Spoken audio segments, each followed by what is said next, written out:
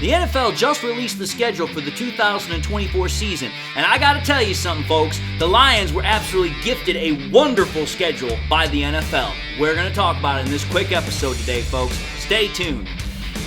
What are we? What makes us what we are and what we're gonna be? It's grit. It's what we started with last year, guys.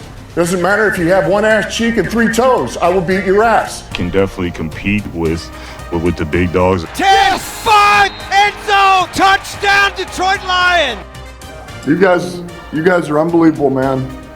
I'm telling you. We are driven by Detroit.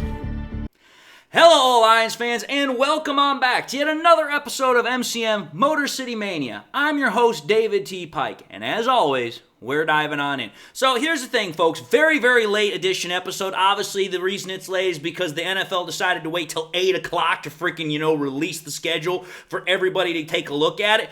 But we're going to take a look at the schedule here, and I got to tell you something. This schedule, there's a lot of things I like about this schedule. There is a ton of things I like about this schedule. Like I said in my intro, and like I say in the title, the Lions got absolutely gifted a wonderful schedule by the NFL. I know some people are going to be like, well, David, what about strength of schedule? Forget the strength of schedule nonsense. Just actually, while we go through this episode, hear what I have to say about what I think the schedule has to offer for the Lions and why I think it is such a great gift.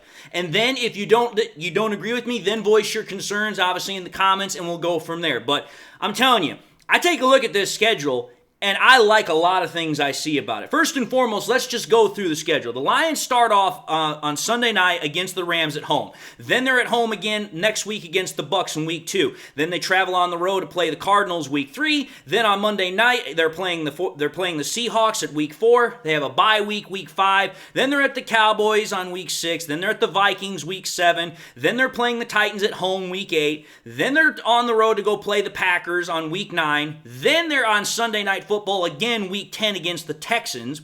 Week 11, they're at home against the Jaguars. Week 12, they're on the road against the Colts. Week 13, they're playing the Bears for Thanksgiving. Week 14, they're at home on Thursday Night Football to play the Packers. Then week 15, they're at home against the Bills. Week 16, they're on the road against the Bears. Week 17, they have a huge game on the road for Monday Night Football against the 49ers in an NFC Conference Championship rematch. And then the final game of the year is at home against the Vikings, which has yet to be determined. That right there is kind of like the flex game. So, that right there is the Lions schedule from week 1 all the way to week 18. Now, I'm just going to put this out there. What do I specifically love about this schedule? The first thing I love about the schedule is you take a look at the schedule, the Lions are never away from home for more than 2 weeks. Every time, when you take a look at the schedule, the Lions, the longest they're ever away from home is 2 weeks. That's it. They're not away from home any more than 2 weeks. That is a great thing about this schedule. It pretty much means this. The Lions are going to be at home quite a lot this year, and it means they're not going to have to be on the road for a lot this year. As far as, constantly going on the road. There's going to be a lot of times where it's like, hey, they go back home for a game, then they're on the road for a game, and then they have multiple games at home. Maybe they have 2 games on the road. The point of the matter is the Lions are never going to be on the road to different places for much more than 2 weeks. That is a great advantage to your schedule. That's number 1.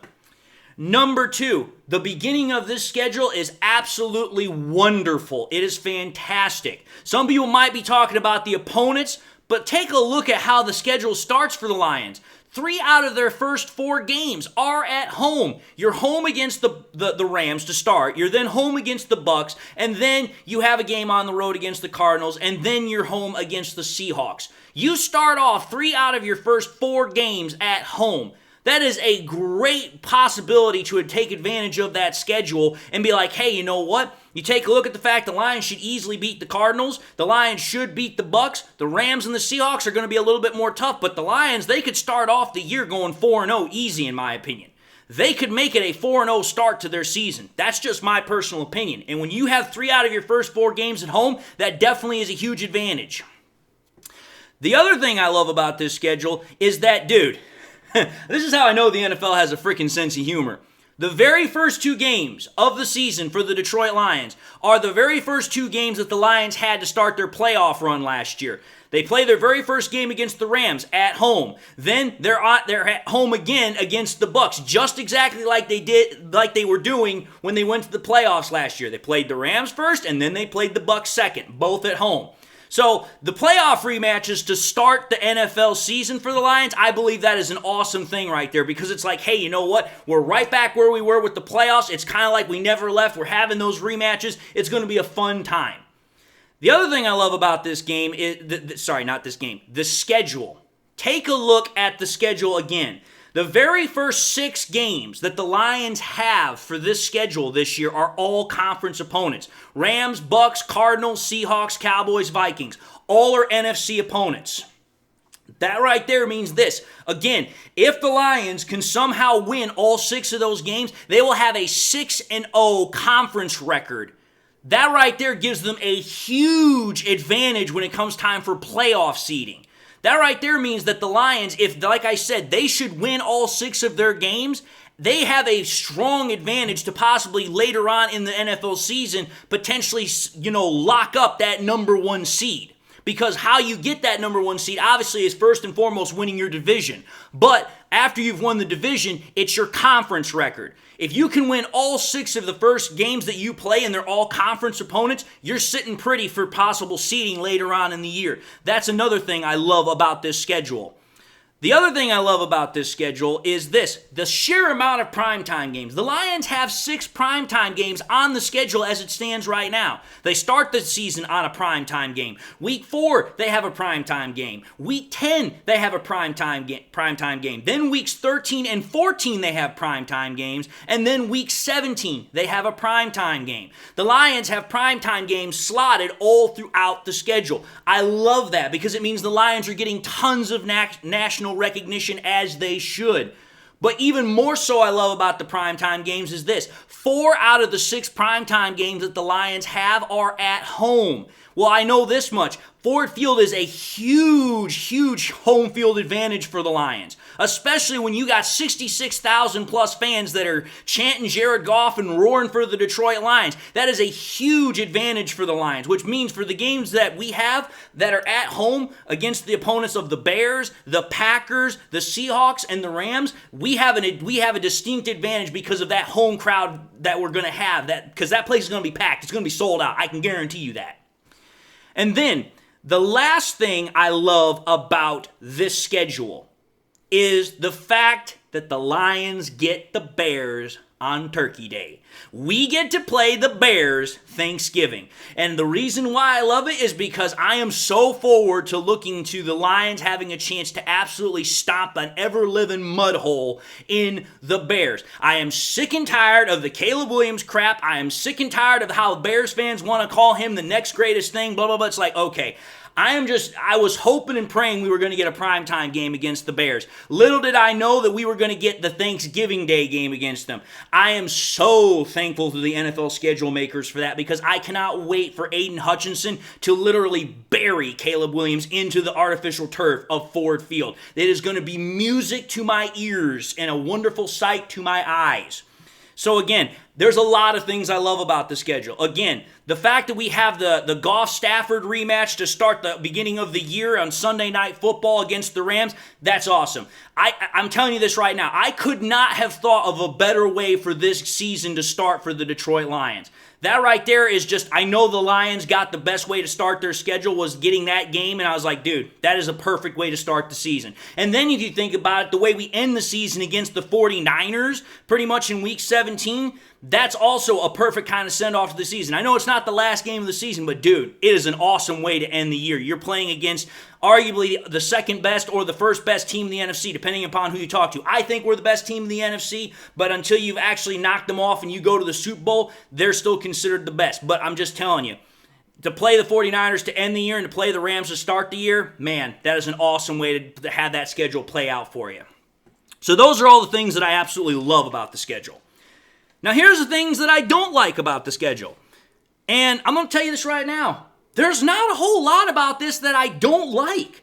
I actually really, like I say, I love the schedule that the Lions got. But the things I don't like are this. The one thing I don't like about the Lions schedule is the constant time jumps as far as when the start of games are happening. You take a look at the schedule as far as when these games are starting for the Lions. The Lions don't have more than 2 games in a row where they start at the exact same time, whether it's 1 o'clock, 4:25, or 8:15, 8:20, whatever the case is. Well, the reason why I'm bringing this up is because if you go back to a couple of years ago, Dan Campbell said one of the things that he loved about the Lions' schedule was that it was always at 1 o'clock because it was a consistent start time. It was consistent for the players, and when players get into a consistent pattern, that's when they can get even better. But when you're constantly starting all over the place, that's going to have a little bit of an effect. Is it going to be a big effect? No, obviously not. These are professionals. They know the fact that they're going to be playing games at different times of different days. I understand that. I'm just simply saying, out of all the things I could find that I didn't like about the schedule, that was one, which I'll be honest, is a pretty petty one if I had to really make a note of it. The one thing, though, that I will say that I don't like about this schedule that is actually a rather serious talking point is the bye week. The Lions got a super early bye week. Very early bye week. It's in week 5. That right there tells me this. The Lions had better hope that they better hope that they stay healthy because their health is going to be absolutely paramount. Because when your bye week is in week 5 and you got an 18-week season and you're going to have all these games later on in the year, such as against the Packers on the road, the Packers at home, the Bears on the road, you're going to have the 49ers on the road, you're going to be playing the Bills at home. You got a lot of games there towards the end of the year that are going to be extremely important. They're going to be big-time games. You're going to want to hope and pray that your health holds up because you have that early bye week. Again, I'm praying that we don't even have to have that conversation. But if there's one thing I know about the NFL, injuries are a part of the game. And I look at that bye week being very early. That could come back to bite the Lions in the butt. Now, to be fair, the Lions do have a somewhat mini bye week because of the fact that they play on Thanksgiving on Thursday. However, though, the problem is that has kind of been now negated because the Lions' very next game is also on Thursday night against the Packers. So they really don't even get a bye week this year. They don't get an extra couple of days after that game before they play their next game because the next game is on the exact same day the very next week on Thursday. So realistically, the Lions don't even get the benefit of the early of that mini bye week until 2 weeks after Thanksgiving. So that right there could prove to be a little bit of a saving grace, but again, because of the fact that that bye week is so early, it could have some potential repercussions for the Lions later on in the season. Now, I know I have to do this before I wrap up the episode. People are going to be like, well, David, what's your schedule prediction? Just, taking a quick look at it. I'm going to tell you this right now. Very, very early schedule predictions, taking a look at it, they don't mean nothing but more than a warm bucket of spit. Like, you're just looking at it and you're spitballing. That's exactly what that is. But it is kind of fun to talk about. Here's the way I look at it. If we're talking about ceiling, the best possible schedule I can see for the Lions based off of this schedule, the Lions, I think the best schedule, the best record they get out of this schedule is a 15-2 record. And I don't see the Lions, if in the perfect case scenario where they hit the ceiling, I don't see the Lions getting their first loss until they're on the road against the Texans in Week 10. That's just me personally. Because I take a look at it and it's like, listen, if you can knock out those first 6 games against the conference opponents, you then go to play the Titans at home, you should be able to beat them. The Packers on the road, that could be a bit of a problem, but we can play with the Packers, we can handle them. The Texans, however, that's a different kettle of fish altogether. We don't play the Texans a whole lot. That's where I think the Lions could see their very first loss of the season in that ceiling scenario. The next loss I can see happening is the Bears game at Week 16 because it's going to be on the road. It's going to be in Chicago. The Lions have not traditionally done very good in Chicago to begin with, and ever since Dan Campbell has been here, we have not done very good on the road in Chicago anyway. So for me, it's like, listen, if I had to choose 2 games where we definitely are in a bit of a pickle, it's probably the Bears game on the road at the end of the year and the Texans game. Now, some of you might say, well, what about the 49ers game? Remember something, folks. We almost beat the 49ers in the freaking conference championship game at their place. So I expect the Lions should have a chance to beat them if they're firing on all cylinders. So 15-2, that's the ceiling for the Lions, in my opinion. The floor for the Lions is a 10-7 record, which is still a winning record, still a playoff record. But I just look at it and it's like, listen, there are certain games where I think the Lions could be in for some trouble, such as the Seahawks game at the very beginning of the year. Every time we've played the Seahawks at home, they always seem to have our number. So that's a game where I think we could have some trouble. The Cowboys being at Jerry World, I wouldn't pass Jerry Jones and the rest of his freaking zebra stripes to freaking find a way to steal another game from the Lions. You take a look at the Packers on the road, that's a game that we could lose because, hey, they are the Packers. I don't like them, but they are getting better. Like I said about the Texans, the Packers at home on Thursday night, that's another game we could potentially lose for the exact same reason like I'm talking about with the Packers on the road. The Bears, like I said, on the road, and then the 49ers on the road. So again, there are games where I think the Lions can lose. I'm not saying the Lions are, perfect. They're never going to lose. I'm not going to say that.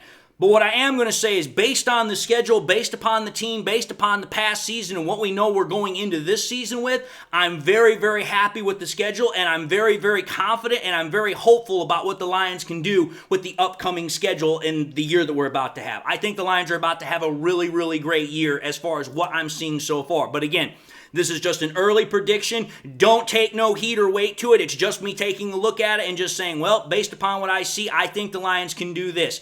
We aren't going to know exactly what happens until the very first kickoff, week 1, at home, Ford Field, 8:20 against the Rams. That's when we're all going to see how this whole thing shakes out. But until that time and until we start getting into more of this, I just wanted to put this episode together really quickly. And with that being said, I just want to say thank you all for watching yet another episode, a late edition episode of MCM Motor City Mania. If you like what you saw, by all means, I highly encourage y'all to watch the next episode. Also encourage y'all to do one of these 3 things, like, comment, and subscribe to the channel. If by chance you subscribed in the past and forgot to do so at the time, or you just subscribed and not had a chance to do so, again, please subscribe. It helps the channel out. But I also want to encourage y'all, please, to do this as well. Make sure you hit that bell notification icon that's right next to the subscription button so that way you guys never miss any more content that I push out. Again, the numbers for subscriptions are always going up, but we want to make sure you guys can come back and be back here as soon as I push out something else. So make sure you turn on that notification icon as well so that way you never miss any more content. Also encourage y'all to share the content with your Lions friends and family members. Share it here on YouTube, share it on Twitter, share it on Facebook, share it anywhere and everywhere you can with everybody and anybody that you can. And with that being said, I just want to say, everybody, hope y'all have had a great day. Hope y'all have something that makes you happy, makes you smile. Hope you guys are doing absolutely great. God bless. And until the next time we meet, I'll see you all in the next episode.